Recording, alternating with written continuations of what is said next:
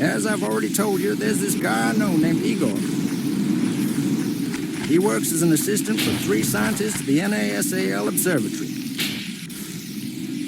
As I mentioned, they're completely clumsy. There's Papaya, the absent-minded leader. Banani, a real mess. And Ravioli, who only thinks about eating. Igor tells me every time about the disasters his bosses have caused. And I was saying how they remembered at the last second that they needed to travel for a business conference. Continuing our story, we said they had arrived at the airport, but Papaya had forgotten to pay. And because of this and many other reasons, such as there are 20 suitcases to check in, they missed the flight. To top it off, Ravioli used Papaya's card at an ATM that, in Papaya's words, was suspicious and unreliable. So when Papaya tries to pay for another flight to the conference, he discovers, as we could have imagined, that the card has been cloned. But how is that possible? Oops. Ravioli remembers an explanation. The one where he uses the card at a tampered ATM and, as if nothing happened, eats his chocolate. Keeping this little secret all to himself. Papaya struggles to connect the dots. Are you telling me you got my card cloned for a stupid chocolate? Oh no, Papaya. Now you're going to make Ravioli mad by insulting his delicious and nutritious chocolate. The only thing capable of cheering up that poor compulsive eater Ravioli. By calling it stupid. But Ravioli stays calm. After all, wasn't it you, Papaya, who asked him to withdraw the money? The poor guy just followed your orders. You know, Ravioli, sometimes the details matter. Like when the ATM turns off or when the car barely fits in the slot. It's not just blindly following orders. For instance, if an old lady asks you to help her cross the street, you don't push her into the highway. You look to make sure no cars are coming, right? Friends, if you ever meet Ravioli, don't ask him to help you.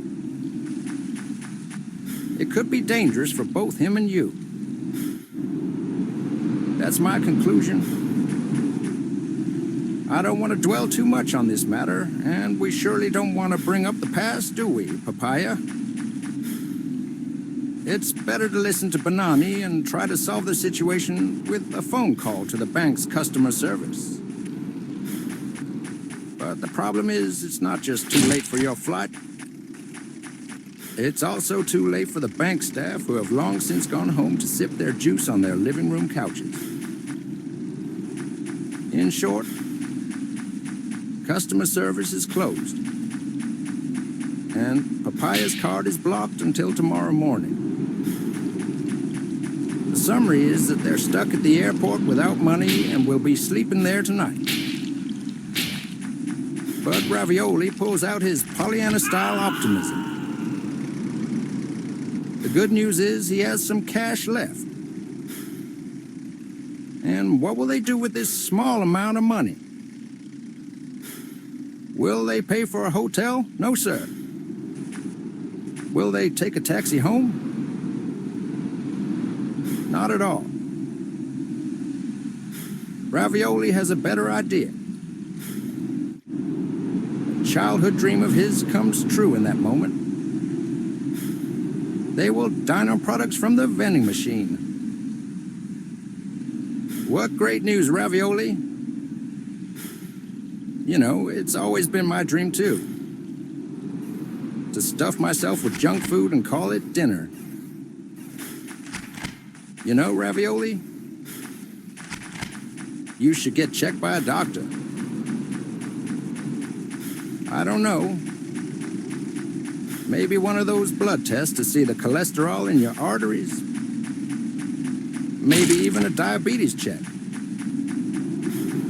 But above all, you should see a psychiatrist because the things you're doing and saying, I don't know if you've ever noticed, but they're not exactly normal. Anyway, Papaya, clearly irritated, has half a mind to do something to wake Ravioli up from this nightmare. A healthy dose of a beating. Papaya lunges at Ravioli to execute the plan. But as you'd expect from someone as absent-minded as him, he trips over one of the suitcases and hits his head on the ground, punishing himself for his bad thought. Oh no, Papaya. You, a great scientist, the epitome of rationality and, by the way, of distraction. How can you lose your temper with poor and harmless Ravioli, who, as his only defense, would probably vomit after the first punch? No, Papaya, these things shouldn't be done, and you shouldn't do them at home either. Absolutely not. Did you see what happened? He hurt himself and now steps outside the terminal to calm down and get some fresh air. Meanwhile, Banani and Ravioli, in their usual way of pretending nothing is wrong, continue talking about the book. Banani doesn't understand why there's a need to find all this evidence that the disciples were convinced of Jesus' resurrection when you can just read it in the Gospels. Ravioli explains that it's not that simple because critics don't trust the Gospels. But confirmations can be found in indirect testimonies,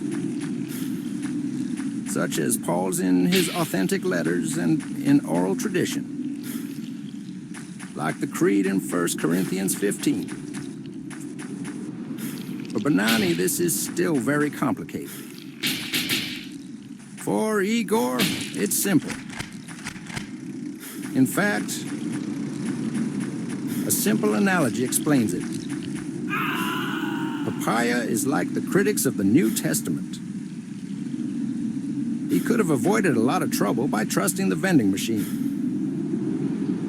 Instead of having Ravioli withdraw from the ATM, the indirect source, he should have trusted the vending machine, his